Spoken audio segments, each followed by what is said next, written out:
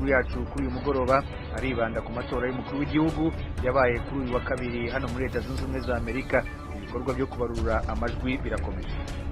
Abantu benshi yabo haba ubucuruzi cyangwa inshuti uvuganye nawe wese yavuga yuko nta mahoro bafite kugeza igihe amatora nyine hamenyewe uwatsinze mugaragaro. Uwo ni Bwana Matumaine Hubert Methode atuye mu mujyi wa Dayton muri leta ya Ohio, imwe muri leta yatsinzwe na Perezida Donald Trump. Hagati aho Leta Zunze Ubumwe za Amerika zasohotse ku mugaragaro mu masezerano y'Ipari yo kurwanya ihindagurika ry'ibihe. Aya makuru n'ayandi ni mu kanya mugume ku maradiyo.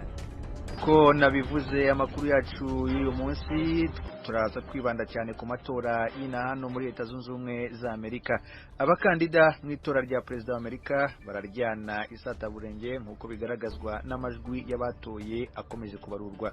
Mugenzi wacu Geoffrey Mutagoma araduha ishusho y'uko ibintu bihagaze. Ibarura ry'amajwi y'amatora ya Perezida wa Amerika yabaye ku munsi w'ejo rirakomeje. Ntibirasobanuka niba umurepublikani Perezida Donald Trump ari bushobore gutsindira manda ya kabiri cyangwa niba umudemokrate Joe Biden ari umusimbure ku ntebe y'ubutegetsi. Muri bombi ntawe urashobora kubona amajwi 270 asabwa kugira ngo umukandida yegukane umwanya wa perezida. Amaze kubarurwa kuri uyu wa gatatu aragaragaza ko bombi bafite umubare w'amajwi wegeranye, nubwo Joe Biden akiri imbere n'amajwi 220. Donald Trump ukiri kuri 213 amaze gutsinda zimwe muri leta zikomeye zigira ijambo mu byabaye mu matora. Ku rundi ruhande aracyari n'amajwi atarabarurwa bikekwa ko yakongerera Joe Biden amahirwe. Ayo nayo abatoye imbere yoherejwe mu iposita kubera ikibazo cy'ikiza cya virusi ya corona. Nubwo bimeze bityo, Perezida Donald Trump yagaragaye kuri uyu wa gatatu mu gitondo avugira imbere y'ingoro ya Perezida wa Amerika ko yizera ko yatsinze amatora. Yavuze ko ashaka kugana urukiko rw'ikirenga ngo rusabe guhagarika ibarura ry'amajwi rikomeje muri za leta zimwe na zimwe aho yari ari ku isonga, ariko bikekwa ko iryo barura riramutse rikomeje Joe Biden ashobora kumunyuraho. Joe Biden nawe yavugiye ijambo mu mujyi atuyemo wa Wilmington muri leta ya Delaware, ashima abamushyigikiye ababwira ko bakwiriye kugumana icyizere ko ari butsinda amatora. Abashinzwe kwamamaza Joe Biden bavuze ko iryo jambo rya Perezida Trump rikojeje isoni kandi rigamije kubuza abanyamerika uburenganzira bwabo bwo gutora. Dukosore gato, ayo majwi y'intumwa Joe Biden afite kugeza muri aka kanya ni 227 kuri 213 aho kuba 220 nk'uko mugenzi wanjye yari yibeshyeho gato. Leta Zunze Ubumwe za Amerika zasohotse ku mugaragaro mu masezerano y'Ipari yo kurwanya ihindagurika ry'ibihe. Thomas Kamilindi aratubwira uko bimeze. Amasezerano y'Ipari, umurwa mukuru w'Ubufaransa, yashyizweho umukono mu 2015 n'ibihugu n'imiryango mpuzamahanga byose hamwe 197. President Trump wa Leta Zunze Ubumwe za Amerika yatangaje bwa mbere mu kwezi kwa gatandatu mu 2017 ko ateganya kuyavanamo igihugu cye, avuga ko kuyashyira mu bikorwa byangiza ubukungu bwacyo. Ku itariki ya 4 y'ukwa 11 mu 2019 guverinoma ye yandikiye ku mugaragaro umuryango w'abibumbye ko koko isohotse mu masezerano y'Ipari. Kugira ngo ariko bibe burundu byasabye umwitangirizwa w'igihe cy'umwaka nk'uko amasezerano abiteganya. Umwaka rero wuzuye uyu munsi, bityo Leta Zunze Ubumwe za Amerika ntikiri mu masezerano y'Ipari. Nicyo gihugu cyonyine gusa kiyavuyemo kugeza ubu. Biteye icyuho kinini mu ngengo y'imari nk'uko Patricia Espinoza na Tanguy Gahuma Bekele babisobanura. Patricia Espinoza n'umunyamabanga nshingwabikorwa w'ibiro bihoraho by'umuryango w'abibumbye bishinzwe guhuza ibikorwa byo kurwanya ihindagurika ry'ibihe. Naho Gahuma Bekele n'umuyobozi w'itsinda rya Afurika mu biganiro mpuzamahanga ku mihindukire y'ibihe. Guverinoma ya Leta Zunze Ubumwe za Amerika yo ku gihe cya President Barack Obama yari yemeye gutanga amadolari miliyari 3 yo gutera inkunga ibihugu bikennye mu bikorwa byo kurwanya imihindukire y'ibihe. Kugeza ubu Amerika imaze gutanga amadolari miliyari 1 gusa, bivuze ko ziriya miliyari zindi 2 z'amadolari zitakibonetse kubera ko Amerika isohotse mu masezerano y'Ipari.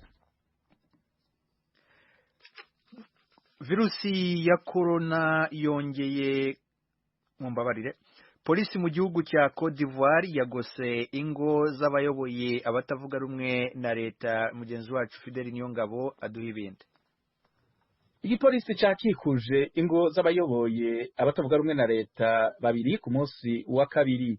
Inyuma y'uko leta ibagirize ko barondeye gushiraho leta yabo inyuma y'uko Perezida Alassane Ouattara atsinze n'amajwi menshi cyane amatora yabaye ku munsi wa gatandatu w'indwi irangiye. Ivyuko bahagaritswe ntivyamenyekanye buno nyene, yamara ingingo yo gukikuza ingo zabo yongereje guhangana gukomeye hagati y'abatavuga rumwe na leta ya Perezida Ouattara ku ngingo yiwe yo kwitoza mu kiringo kigira gatatu. Abantu barenga 35 baramaze kwicwa kuva mu kwezi k'umunani, harimwo abagera kuri 5 bishwe ku munsi w'amatora. Hanze y'inyubako ya Henri Konan Bedie yahoze ari perezida iri ku mugwa mukuru w'ubudandaji Abidjan, abapolisi bararashe imyuka ibabaza mu maso mu ntumbero yo gushwiragiza abamushigikiye hamwe n'abamenyesha makuru. Inyubako y'uwundi mukandida atavuga rumwe na leta Pascal Affi N'Guessan yahoze ari umushikiranganji wa mbere nayo nyene yarakikujwe n'igipolisi. Umutambukanyi wiwe Angeline Kiri yavuze ko badashobora gusohoka inzu ya Asua Adu ayoboye umugambwe ushigikiye Laurent Gbagbo yahoze ari perezida nayo nyene yarakikujwe n'igipolisi. Radio Ijwi ry'Amerika ivugira i Washington DC mu Kirundi no mu Kinyarwanda. Virusi ya corona yongeye kuyogoza Uburayi. Ibihugu byinshi birimo birakaza nanone ingamba zo kuyirwanya. Thomas Kamirindi adufitiye ibindi bisobanuro. COVID-19 imaze kwica abantu barenga 1,216,000 ku isi yose, nk'uko kaminuza Johns Hopkins ya hano muri Leta Zunze Ubumwe za Amerika na OMS ishami ry'umuryango w'abibumbye ryita ku buzima babitangaza. Mu bihugu bikomerewe cyane kurusha ibindi, Leta Zunze Ubumwe za Amerika ni ya mbere n'abamaze gupfa barenga 232,000. Ikurikirwa na Brazil, Ubuhinde, Mexique n'Ubwongereza. Muri rusange umugabane w'Uburayi wose hamwe umaze gupfusha abantu barenga 270. Ibihugu byinshi bimaze gusubizaho ingamba zikaze cyane zo kurwanya iyi virusi, zirimo gufunga ibice bimwe na bimwe byabyo cyane cyane mu mijyi. Aha twavuga nk'Ubudage, Ubufaransa, Ubwongereza, Ubuholandi, Ubugereki, Autriche, Suède, Ubutaliyani, Kosovo, Lithuania na Croatia.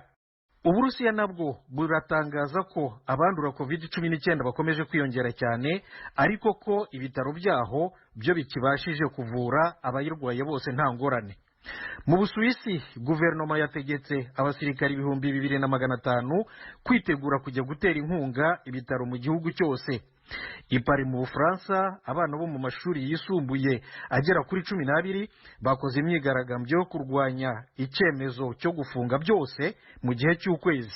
Polisi yabarashemo ibyuka biryana mu maso. Bamwe mu banyeshuri batawe muri yombi, byibura 40 muri bo baciwe ihazabu ingana n'amadolari hafi 160 buri muntu kubera kurenga ku mabwiriza yo kurwanya COVID-19. Bivuze tugitangira aya makuru turibanda cyane ku matora ya hano muri Leta Zunze Ubumwe za Amerika. Ibarura ry'amajwi y'amatora y'umukuru w'igihugu rirakomeje kugeza ubu. Ibintu ntibirasobanuka niba umurepublike Perezida Donald Trump ari bushobore gutsindira manda ya kabiri cyangwa se niba umudemokrate Joe Biden ari bumusimbure ku ntebe y'ubutegetsi. Muri bombi urabona amajwi 270 asabwa kugira ngo umukandida yegukane intebe y'ubutegetsi. Ijwi rya Amerika rikomeje kuvugisha abanyamerika n'abandi bakurikirana hafi politike yayo uko babona ayo matora. Uyu ni Bwana Matumaine Hubert Method atuye mu mujyi wa Dayton muri leta ya Ohio, yatsinzwe na Perezida Trump. Leta yavuganye kuri mikro na mugenzi wacu Etienne Karekezi. Hano turi amajwi twakiriye byabaye nk'ibitunguranye gatoya kuko gimba muri state ya Ohio hari icyizere yuko zatwarwa ishobora kujya ku mukandida abademokrate bakayitwara, ariko ntabwo byakunze. None state ikomeye cyane ya Republican Biden ntibasha gutsinda state yatsinzwe na Trump. Ariko urebye muri rusange ko twakiriye amatora ni nk'uko abandi bantu bose mu gihugu bameze. Hari ikintu kimeze nk'igirahiro, hari ibibazo abantu benshi bibaza, hari mbese abantu benshi haba utuzi cyangwa inshuti uvuganye nawe wese avuga yuko nta mahoro bafite kugeza igihe amatora nyine hamenyewe uwatsinze ku mugaragaro. uvuze ko musa nk'abatunguwe unakomoje ku kibazo cy'uko hari abantu bafite impungenge ko muvugana ubona se gutungurwa kwanyu cyangwa se kwawe kwaturutse ku ki? Ugutungurwa kwacu kwavuye kuri polling, donc ibibazo bagenda babaza abantu babaza uko bazatora. Hari amaperereza agirwa mbere y'amatora, ameze nk'aho agenda amatora yaba azagenda yegukira abademokarati, abantu bo kwa Biden, ariko siko byagenze. Akenshi ari amaperereza, hari ubwo bibeshya, bakunda bajya bibeshya, bijya bibaho, kandi hari abo dukeka yuko hari ibintu byagiye bivugwa, ese abantu nibajya gutora hari ibibazo bizaba, hari bishobora kuba abantu bagize ubwoba rwose nibatora. Natwe twagiye gutora twigengesereye, twiteze ko hari ikintu cyatubaho, ariko ibyo ntibyabonetse, ntibyabaye cyane nk'uko byavugwaga. twibutsa abatwumva ko amajwi amaze gutangazwa ni za leta zimwe na zimwe, izindi ntabwo amajwi ya nyuma aratangazwa, bivuze ko uzaba perezida wa Amerika ntaramenyekana. None se metode urebye ari wowe ubwawe itora n'ibangano birumvikana, ariko se ari wowe ari n'abantu muvugana, ibintu cyangwa se ingingo batoye bashingiraho ku bakandida babiri ku mwanya wa perezida ni nk'izihe watubwira? Ingingo ikomeye nyamukuru abantu baganiragamo nabyo bagendaga babaza abantu bose bagenda mu z'ingenzi. Hanga twagendeyeho hari kino cyago cya corona, ukuntu mbese ibisubizo ko leta yabyitwayemo, ibisubizo ko babyifashemo, ubwo nyine bikaba ikibazo cya corona cyagiye no kubyerekeye ekonomi, ukuntu yavuga neza mu kinyarwanda. Ubwo rero byagiye bijyana, ubukungu bwarazahaye cyane, noneho n'amagara y'abantu. Urebye ikintu gikomeye nyamukuru ahangaha aho ndi abo tuganira byari ibyerekeye ubuzima, ubukungu, noneho no kwivuza, byerekeye kubona ubwishingizi. Abo nganira nabo mvuga nabo bitwaje kugira ngo batore. Reka nshamikire kuri izo ngingo ukomojeho. Icyo se wowe wumva wifuza cyane perezida uzatorwa yakora cya mbere ku buryo bugaragara ni iki? Icyangombwa cya mbere ni amagara y'abantu, ni uko bafata ibyemezo n'ingamba zikomeye zo guhangana na kino cyago kitwugarije. Ubwo cyago kivuye mu nzira n'ubukungu bwatera imbere, ibyo bibiri bivuye mu nzira, hakaba hasigaye n'icyerekeye kubungabunga amagara y'abantu, bakareba ko bashakira ubwishingizi ku baturage benshi. Hari abantu benshi baba muri kino gihugu n'abo tubana n'abo tuzi b'inshuti badafite ubwishingizi. Uwo yari Matumaine Hubert Methode utuye mu mujyi wa Dayton muri leta ya Ohio, yari kuri mikro ya mugenzi wacu Etienne Karekezi kugira ngo twumve neza ishusho y'uko amatora yagenze n'icyo imibare imaze gutangaza isobanuye muri politike ya Amerika. Twiyambaje Professor Jean-Marie Vianney Higiro wigisha itangazamakuru na politike muri kaminuza yitwa Western New England College muri leta ya Massachusetts mu burasirazuba bwa Amerika. Nawe yari kuri mikro ya mugenzi wacu Etienne Karekezi. Ikigaragara nuko bombi bashobora gutsinda, kuko hari leta zisigaye zatangaza amajwi ku buryo ntabwo bavuga ngo amahirwe naya naka, buri wese aracyafite amahirwe. Birumvikana amajwi arahinduka umwanya ku wundi, ntawamenya aho bigenda byerekeza. Ariko se mushingiye ku bihe byashize uko amajwi ashobora kujya hamwe akajya ahandi, murabona igisigaye ari kuri buri mukandida? Biriya uko nabibonye ntabwo bihuye n'ibyo twari tumenyereye, kubera ko abantu benshi bakoresheje impapuro aboherereje. Hari abatekereza ko ibyo byakozwe kubera iki cyorezo turimo, hari abatekereza kubera ko izo mpapuro bagiye bazohereza abantu ashobora kuba harimo uburiganya. Nta gitangaza rero cyaba kirimo, ubonye ko ibibazo bimwe bishobora kujya mu nkiko no gutangaza uwatsinze ntibibe vuba, kubera nyine ko icyo kibazo gishobora kubanza kunyura mu nkiko, cyane cyane ko nibitagaragara neza ko hari uwatsinze, icyo gihe bishobora kubanza kunyura mu nkiko. muri make muragira muti amajwi ataremezwa ataratangaza ku buryo bugaragara ari muri za leta z'ibikonyuzi, ndavuga Arizona, ndavuga leta ya Wisconsin, Michigan na Pennsylvania, ko ari amajwi ashobora kugibwaho impaka bigatinda. ashobora kugirwaho impaka bigatinda. ubwo rero izo za leta zisigaye urebye nizo ziri buze kwerekana ku buryo budasubirwaho uwatowe, nizerekana ku buryo budasubirwaho uwatowe, urumva ko inkiko ntabwo ziri buze kuba zikenewe. ubu rero biracyari kare kumenya niba inkiko ziri buze kubizamo. Profesor Higiro, mwigisha itangazamakuru n'ibirishamikiyeho bijyanye na politiki ubwayo nyirizina, isomo mwatubwira abantu bakura kuri aya matora aho bigeze aha ni irihe? Isomo rya mbere ni ku byerekeye itangazamakuru. kuva mu kwezi kwa gatandatu itangazamakuru ryavugaga ko abademokarate bazatsinda kandi bagatsinda ku buryo budasubirwaho, bakora n'amaperereza, ariko ntabwo ariko byaraye bigenze, ntabwo ariko byagenze. byameze nk'ibyo bushize muri 2016, aho nanone ibinyamakuru iperereza byatubwiraga ko uzatsinda ari Hillary Clinton, kandi ntabwo ariko byagenze. Ni ukuvuga rero ko ibinyamakuru, abantu bakora iperereza bagombye kongera gushishoza, bagasubira mu buryo bwo gukora iperereza, dore ko ubu haje uburyo bw'itumanaho abantu bakoresha ku buryo kumenya umuntu, kugira ngo abanyamibare bakore uburyo bwiza bwo gutuma iperereza rigenda neza, bigomba kuba bigoye muri iki gihe. Ndabashimiye cyane Professor Jean-Marie Vianney Higiro. Nanjye ndabashimiye kuba mumpaye ijambo. Urakoze Etienne Karekezi. Tugume ku matora ya hano muri Leta Zunze Ubumwe za Amerika. Ni amatora arimo gukurikiranwa n'abantu benshi hirya no hino ku isi. Kuba Amerika itaramenya uzayiyobora mu myaka iri imbere byakiriwe gute? Professor Deogracias Nkinahamira ari Bujumbura mu Burundi, amaze kuvugana na mugenzi wacu Frederic Nkulikije. Amatora ukuntu tuyabona nibaza ko n'abandi benshi ariko bayabona kuko tuyumviriza hirya no hino, azana ku marezo sosiyo.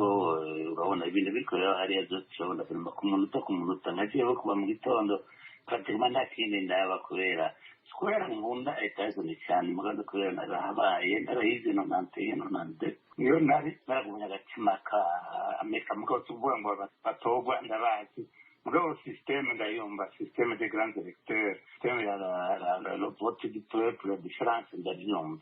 Ikintu rero nakubwira cy'ubu ni uko ndabona aya matora yatanguye mu ngorane, baranganya cyane, baravugana cyane ukuntu bitari bwaboneke entre Trump na Biden. Hariho icyuka kibi kandi icyuka giterwa cyane cyane n'ibintu baregana yerekeye amadosiye. umwe aravuga amadosiye y'uwundi, akavuga amadosiye y'uwundi, bakavuga muravuga bati ya COVID-19 yabaye margere, akavuga n'ibindi ngo by'amatagisi, ubu n'ibindi navuga Trump.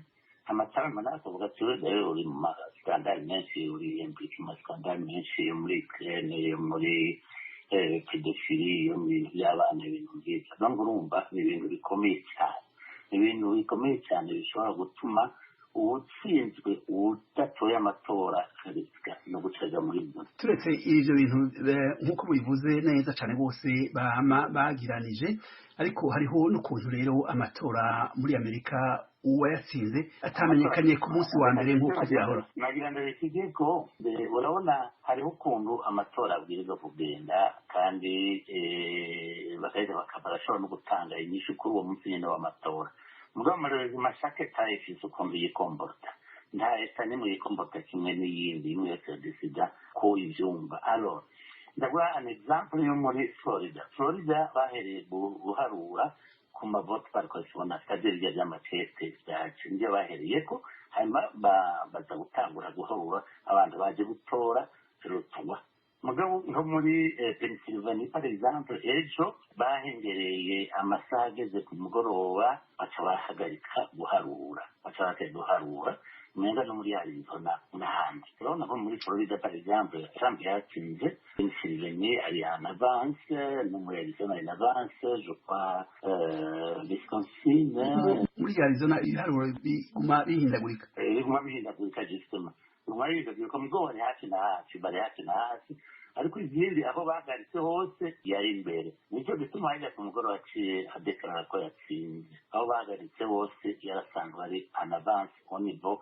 y'amanota mugabo wumvise honye ari en avance mugiharura mukirimo kuri 45% saniba kagira ko watsinze no ako kamuna ko eka igihe yatangaza ko yatsinze mwabyakiriye gute mwebwe mu birabira kure je personnellement aho tuyaga ni bashimgo bariho kusema meza nema famille abantu ngaho mugabo sino jewe nibaze ko ivyo Trump yagize akavuga akadeklara ko yatsinze nawe nyene n'ingwano yindi mu bindi nkakugira bari bavuze ngo barahagaritse amatora bavuze juste bapitom guharura barahagaritse guharura bahagaritse guharura n'abatavuga ngo jewe gusikati mu ndindira na muzo considere ko natsinze mugabo ivyo nibaza ko atari byiza si byiza no kurindira bigahera hanyuma ndagaheza kitwara niba vise de preuve surtout nk'abo bahagaritse guharura bakabaza ibituma bagatanga ivyo sinabisigira byo muri Amerika mais toujours dire que c'est normal sanzwe kubahagarika gutora bariko guharura bariko baraharura un vrai problème kandi noneho urabona mu bisanzwe ukuri mu matora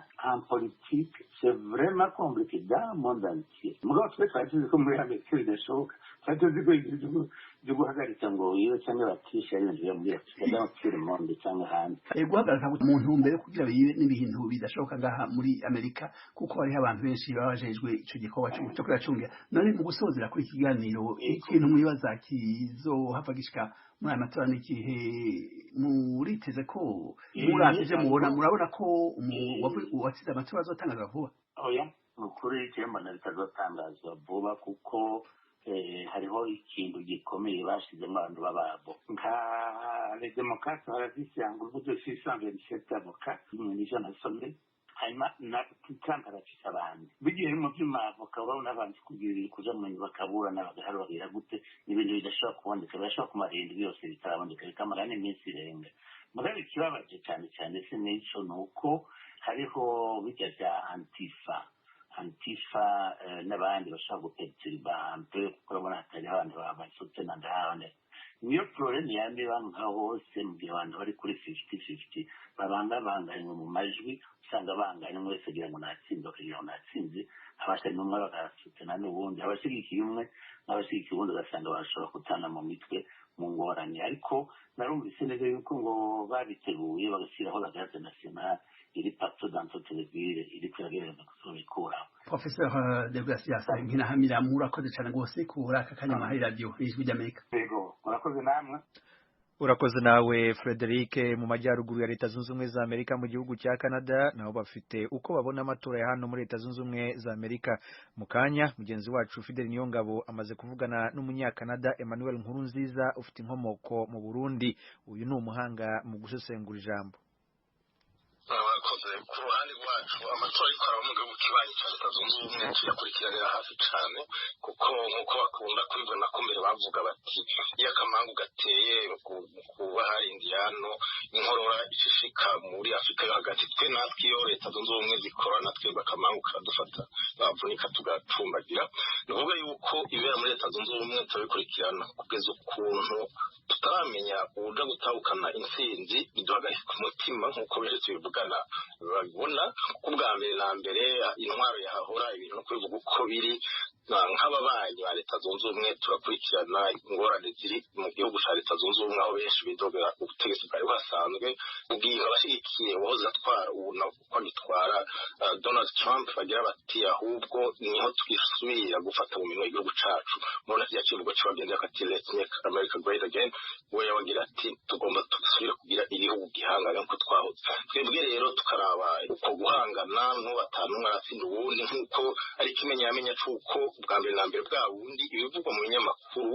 ni ukubyitondera kuko niko Joe Biden asa n'uwo afise amajwi amaze guharurwa menshi amajana 38 ugereranyije n'amajana 213 ya Donald Trump, ariko uciye uraba amaleta asigaye nta gisigura yuko ari ngombwa ari byo ko Joe Biden ahava atsinda. Ku bijanye na Canada wihweje abanyakanada no ku rwego rwa leta ubona bahagaze he cyane cyane nko ku rwego rw'abategetsi?